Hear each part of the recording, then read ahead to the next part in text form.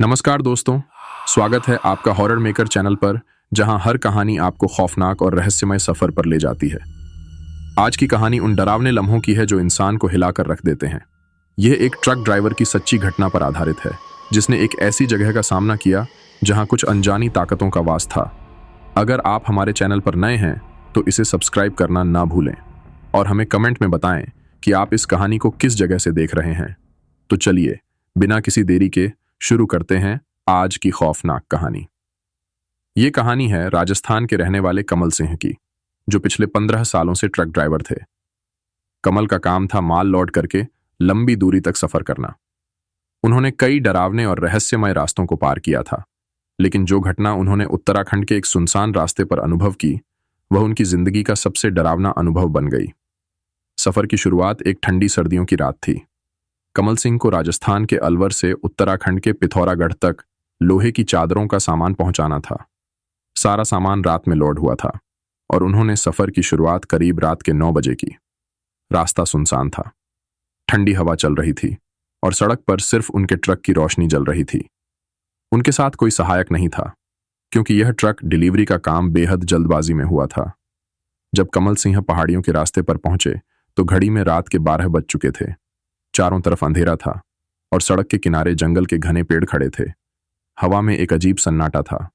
जैसे जैसे कमल आगे बढ़े, अचानक ट्रक का एक टायर फिसल गया। ट्रक के झटके से उनका ध्यान टूटा।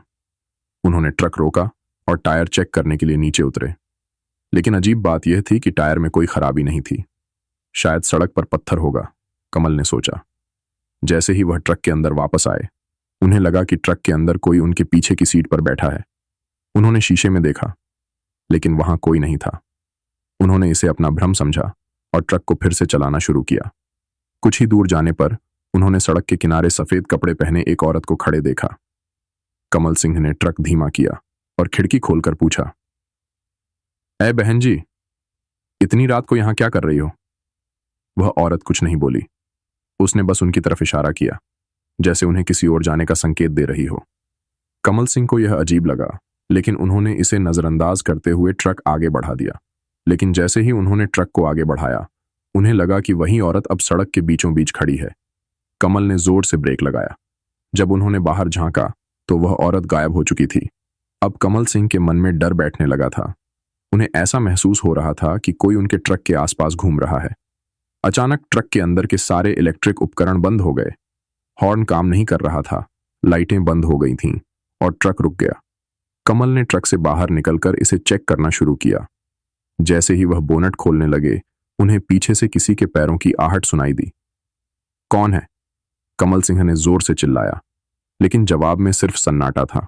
जब कमल ट्रक के अंदर लौटे तो उन्हें ट्रक के अंदर किसी के हंसने की आवाज सुनाई दी। यह आवाज बेहद डरावनी थी, जैसे कोई उनसे कुछ कहना चाह रहा हो। कमल ने डरते डरते ट्रक स्टार्ट करने की कोशिश की और आखिरकार ट्रक स्टार्ट हो गया। लेकिन जैसे ही वह आगे बढ़े, ट्रक के शीशे पर खून के निशान दिखने लगे।